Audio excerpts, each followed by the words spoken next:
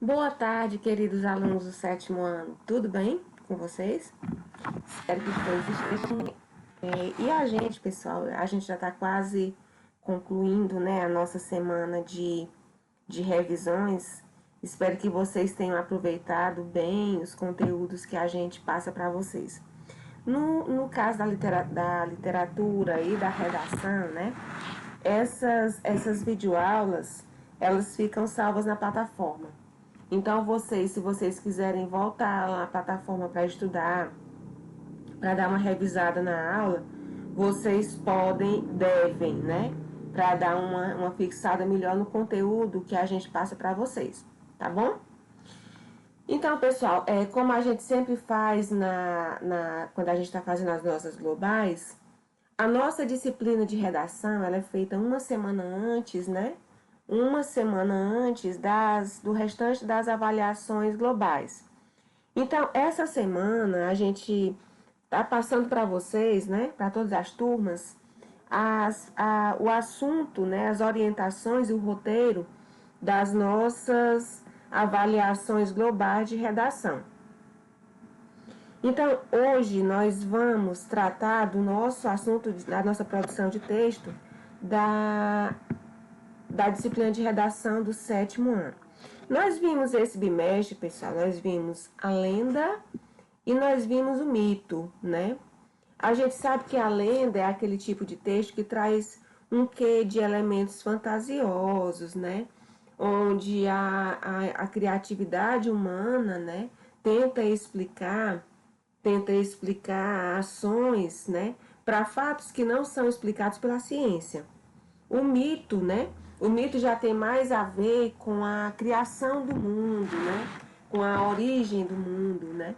Então, mas os dois, tanto o mito quanto a lenda, eles têm esses elementos fantasiosos, né? Onde aquelas pessoas têm superpoderes, né? São seres alados, são deuses, né? São, no caso das lendas, né?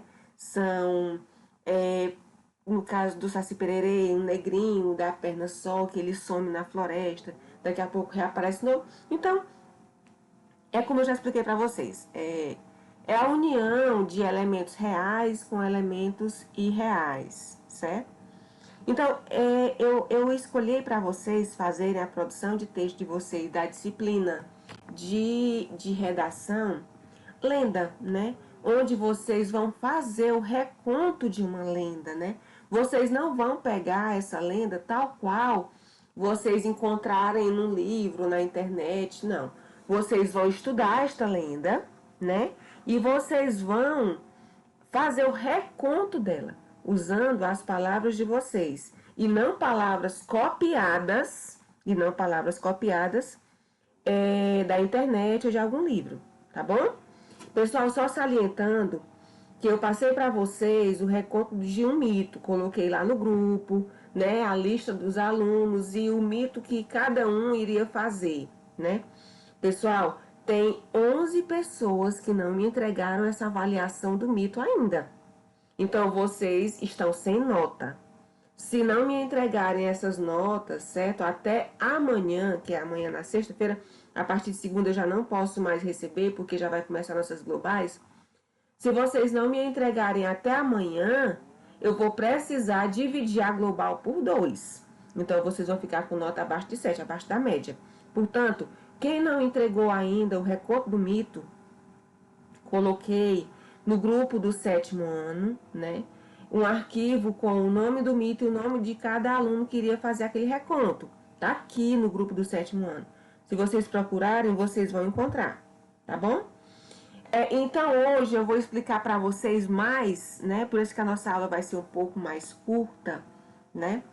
Eu vou explicar para vocês especificamente para reavivar na memória de vocês as características da lenda e eu vou explicar também como é que vai ser a nossa avaliação global de redação, tá bom? Então, nós vamos estudar para a nossa avaliação global de redação a lenda, certo?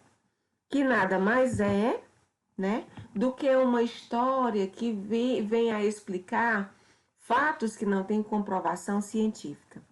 Você provavelmente já deve ter ouvido histórias, principalmente daquelas pessoas mais velhas, e pensando que será se são verdade? Algumas são de deixar os cabelos arrepiados, enquanto outras contam com um toque de mistério. Esse tipo de história é chamado de lenda. Cada região do Brasil possui um arsenal de lendas, né? Por exemplo, o Curupira, né? O Curupira ele é típico lá da região norte, né? O lobisomem é uma lenda típica da região nordeste, né? O negrinho do pastoreio já é uma lenda típica lá da região sul e sudeste e assim por diante, né? O negrinho do pastoreio também ele é contado na região centro-oeste. E existem várias e várias lendas que são comuns a todas as regiões do Brasil. Por exemplo, o Saci-Pererê, né? O Saci-Pererê, a Cuca, né? São lendas que são contadas em todas as regiões brasileiras. Portanto, são de conhecimento de todos os brasileiros. É comum os mais velhos, né? Sentarem na calçada à noite e ficarem contando para as crianças, né, histórias que aconteceram no seu passado. Eles contam com tanto entusiasmo, né, com tanta veracidade, que é como se a gente estivesse vivenciando realmente aquela história que eles estão contando. Aquilo ali se tratam de lendas, né? A gente sabe que essas lendas, né, são narrativas contadas de geração em geração. E como elas são contadas de geração em geração, muitas vezes elas perdem alguns elementos, elas ganham alguns elementos, mas o foco principal dela não é alterado. Por exemplo, a lenda da Vitória Régia, né? Qual é o foco principal da lenda, né? É uma índia, né? Que se apaixona pela lua, a lua com pena dela é, se transforma em uma flor, né? Ou joga uma flor. Algumas pessoas acham que a lua se transformou em flor. Algumas pessoas acham que a lua transformou uma pequena rosa em uma rosa enorme que abrigasse a Índia, né? Mas o foco principal é a paixão da Índia pela lua, né? E que a lua foi abrigada no rio pela flor que hoje a gente conhece com o nome de Vitória Régia, né? Mas essas pessoas vão ganhando, essas lendas, né, essas histórias, essas narrativas, elas vão ganhando elementos, vão perdendo elementos, né? De acordo com o passar do tempo, de acordo com as pessoas que vão contando essas narrativas. Então, em síntese, as lendas são narrativas contadas de geração em geração e possuem a característica de se moldar, né? Conforme o tempo, como eu acabei de explicar. Assim, os detalhes vão aumentando, a cultura e a tradição popular entram e tornam as descrições mais caprichadas, né? Então, não é que a lenda, né, vá mudar, não. Com o passar do tempo, ela vai ganhando elementos, né? Com o passar do tempo, ela vai perdendo, né, algumas ações. Essas ações vão ser alteradas. Como eu falei, vou explicar novamente. De acordo, né, com as pessoas que estão fazendo esse reconto, né? Cada pessoa faz o reconto de uma lenda, né, usando a sua oralidade. E quando a gente utiliza essa oralidade, né, na parte escrita, a gente tende a ser um pouco mais formal, a gente tende a contar realmente os fatos de uma maneira mais igual. Mas quando eu vou utilizar a linguagem oral, né, quando eu vou utilizar a oralidade, então, eu tenho a tendência, né, de fazer alterações na narrativa, ok? A lenda é uma narrativa fantasiosa transmitida pela tradição oral através dos tempos. De caráter fantástico ou fictício, as lendas combinam fatos reais e históricos com fatos irreais, que são meramente produto da imaginação aventuresca humana. O que é isso, pessoal? Combinam fatos reais, né, e históricos. Qual é o fato real, por exemplo, da história da Vitória Régia? A existência de uma Índia, a existência da floresta, a existência de uma flor chamada Vitória Régia, né? Qual é a existência de fatos irreais, né, na lenda da Vitória Régia? Qual é um fato irreal, algo que realmente não existe? Uma pessoa se apaixonou pela lua. A lua teve compaixão da Índia, né? A lua desceu e se transformou numa rosa grandiosa, né? Chamada de Vitória Régia. Então, esses elementos são elementos fantasiosos, né? São elementos irreais, são elementos que são, como eu coloquei aqui, olha, são produtos da imaginação aventuresca do ser humano. Ou seja, o ser humano ele procurou explicar, né, de uma maneira muito imaginária, muito aventuresca, muito criativa, né, de como passou a ser criada a Vitória Régia. A flor Vitória Régia, que ela tem... A Vitória Régia, pessoal, ela é uma flor gigantesca, que ela se dá, ela nasce, né, na região da bacia amazônica. Então, para o homem, ele não tem uma explicação científica de como foi criada aquela flor, de onde ela veio, né? Então, para explicar essa criação, ele utilizou-se da sua imaginação aventuresca. Então, ele criou essa fantasia toda, né? Da lenda da Vitória Régia, onde uma índia se apaixonou pela lua e a lua ela se jogou na água e para que ela não fosse afogada, né? A lua teve compaixão dela e se transformou numa flor gigantesca para abrigar essa índia para que não deixasse ela morrer, né? Então isso é o quê? Uma lenda, né? É o fruto da imaginação, da criatividade do ser humano que vai explicar de uma forma irreal, de uma forma imaginária, algo que não tem explicação científica. Ok? Entenderam até aqui? Pessoal, olha, salientando.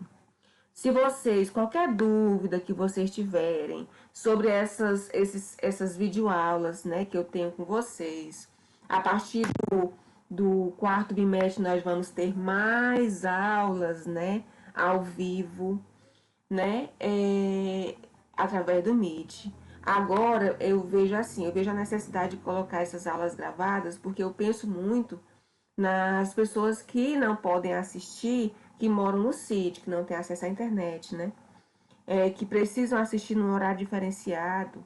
Então, eu penso muito nisso, e por isso que eu gravo essas aulas, para que essas aulas elas fiquem salvas na plataforma, para que vocês possam assistir posteriormente, certo?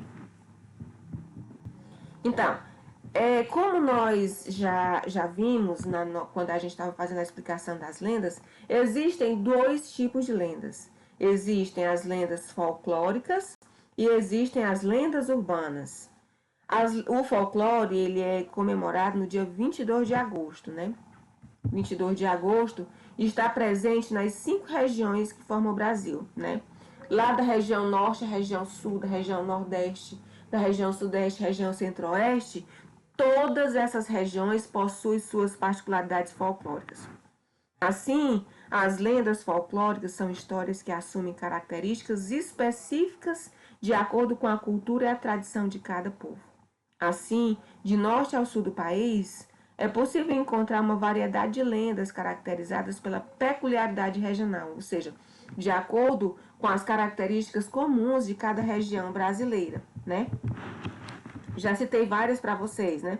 Aqui na nossa região, como lendas folclóricas, a gente tem principalmente a lenda do lobisomem, né? A lenda da mãe d'água, né? Que lá na região sul, na região sudeste, é conhecido como a lenda da Iara, né?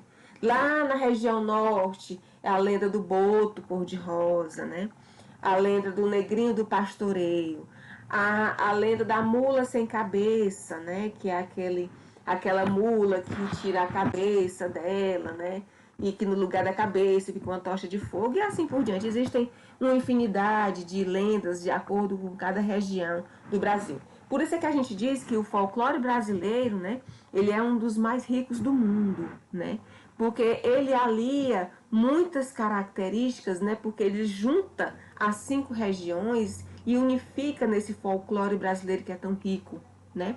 As lendas, de modo geral, não são histórias, prestem atenção no que eu vou dizer, não são histórias mentirosas. Não são. Não confunda a lenda com uma mentira. O que é a lenda?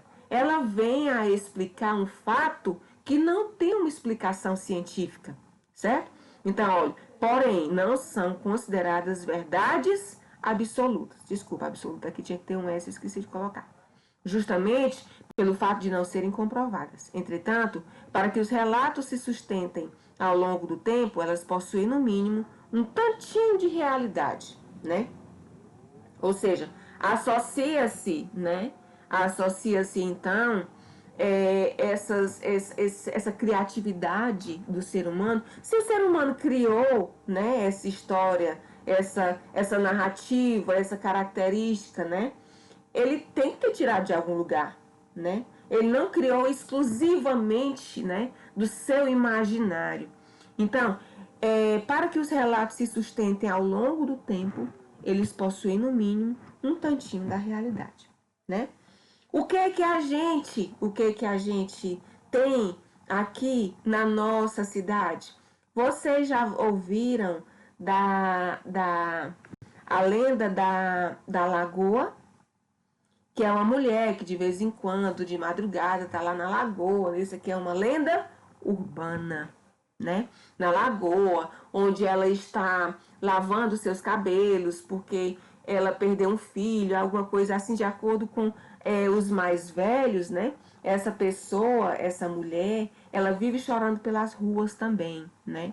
Então, são características que se conta onde as ações da narrativa, da lenda, são passadas de geração em geração, né? São passadas oralmente. E com isso, como eu expliquei lá no início, ela vai perdendo e vai ganhando elementos, certo? Essas lendas urbanas, assim como as folclóricas, são relatos fantasiosos transmitidos de geração em geração. Porém, as lendas urbanas são histórias modernas com um teor de terror. Além disso, explicam acontecimentos sobrenaturais e misteriosos, geralmente que ocorrem nas cidades. O que a gente conhece aqui na cidade como uma lenda urbana? A loura do banheiro, né? A gente sabe muito bem que a loura do banheiro, ela é uma narrativa muito fantasiosa, né? Que ela não é típica aqui da nossa cidade, ela não é típica só da região Nordeste. Ela é típica de todo o território brasileiro. Quando se vai no banheiro, né, durante a noite, né, e se encontra de repente uma menina toda vestida de branco, né, toda com os olhos ensanguentados, os cabelos loiros, né, os cabelos loiros, de uma maneira arrebatadora, ela quer atacar quem vai no banheiro à noite. Isso acontece mais nos ambientes públicos, né? Mas a gente sabe que isso é uma lenda, né? Isso não existe na realidade. Ela é uma espécie de explicação para um fato que não tem uma explicação científica, certo? Então, dessa maneira, a lenda urbana, ela se diferencia um pouco das lendas folclóricas, mas a narrativa segue o mesmo objetivo, ou seja, explicar fatos que a ciência não conseguiria explicar. Assim, as lendas urbanas estão espalhadas pelas regiões do país e são caracterizadas como um tipo de folclore mais moderno, né? É um folclore da nossa atualidade. Mas as lendas urbanas é algo mais atual. Vocês já ouviram falar da Chorona? A Chorona dizem que de madrugada ela fica passando nessas ruas, né? Nas ruas da cidade, chorando, né? Porque ela perdeu um filho, né? Alguém já viu a Chorona? Nunca ninguém viu esse ser lendário, né? Então, mas, né? É algo criado pela imaginação, pela criatividade do ser humano. Mas quem é que vai dizer se isso é verdade ou mentira? A gente não vai saber nunca, né? se ela realmente existiu ou não. Por isso é que a gente não pode comprovar, né, de que ela realmente é irreal ou real, né? Lembrem-se das principais características das lendas, ok? Ocorre a mistura da realidade com fatos da fantasia ou ficção. Faz parte da tradição oral, ou seja, ela é contada oralmente de geração em geração. Como ela faz parte da narrativa da oralidade, como eu já expliquei para vocês, muitas vezes ela vai perdendo e vai ganhando elementos com o passar do tempo. Os fatos reais e históricos servem como suporte às histórias. Os fatos reais e históricos servem como suporte às histórias. Ou seja, esses fatos que vão sendo contados de geração em geração, certo? Sendo reais, sendo históricos, sendo irreais, eles vão servir como base, né, para essa história que está sendo contada, tá bom? Por serem repassadas oralmente, sofrem mudanças ao longo do tempo. Ou seja, o que eu tenho explicado muito para vocês é a oralidade, né? Sempre que essas histórias, né, são passadas de geração em geração, elas sofrem um pouco de alteração. Eu já falei até para vocês uma determinada frase que tem assim, olha, quem conta um conto aumenta um ponto, né? Por quê? Porque sempre que as pessoas contam algum tipo de narrativa, né, pode-se aumentar ou pode-se diminuir algo, né? Então essa frase, né, esse provérbio que é conhecido por todos nós, né, ele é muito real, ele é muito adequado a essa narrativa. Quando se diz assim, quem conta um conto aumenta um ponto, né? Por quê? Porque a narrativa ela nunca vai permanecer contada de uma maneira igual durante todo o tempo, né? Ela vai, como eu falei para vocês várias vezes, ela vai ganhando e vai perdendo, vai sendo alterado elementos dessa narrativa, tá bom? Mas vamos ver aqui algumas diferenças entre a lenda e o mito, né? A gente já viu que a lenda é a união de elementos fantasiosos, né, com elementos reais. Por isso é que se pode dizer que a lenda não é totalmente uma mentira, a lenda não é totalmente uma verdade, né? Ela vem a explicar algum tipo de acontecimento que não tem explicação, não tem uma base científica, ok? A lenda e o mito são facilmente confundidos, ou seja, muita gente pensa neles como sinônimos. Eles não são sinônimos, tá bom? Porém, as duas nominações possuem significados diferentes, apesar de ambas explicarem situações que a ciência não consegue alcançar, né? Então, pessoal, olha, dessa forma, quando nós falamos sobre a origem do mundo, eu expliquei para vocês lá no iníciozinho, né? Dessa forma, quando nós falamos sobre a origem do mundo, a história dos homens, por exemplo, estamos nos referindo ao mito. Então, o mito, pessoal, ele vai tentar explicar, né, a origem do homem, a origem do mundo, a origem da Terra, a origem dos planetas, né? Isso porque são relatos que utilizam da simbologia de Deus. Deus aqui, eu coloquei Deus com D minúsculo, pessoal. A gente só pode colocar Deus maiúsculo quando é o nosso Deus soberano, o nosso Altíssimo, nosso Pai Celestial. Quando a gente trata desses deuses, né, da narrativa épica grega, né, dos deuses de Troia, da mitologia nórdica, são deuses com D minúsculo, tá bom? Isso porque são relatos que utilizam da simbologia de Deus e heróis para compor as explicações sobre questões incompreendidas. Além disso, o mito utiliza valores e histórias sagradas para compor a realidade. Por outro lado, a lenda, né? A lenda ela é uma narrativa fantasiosa, passada de geração em geração. Logo, carrega aspectos culturais baseados em fatos históricos e reais, com a mistura de fatos produzidos pela imaginação. Tudo isso aqui é tudo um resumo, né, que a gente fez. A lenda é uma narrativa fantasiosa, passada de geração em geração.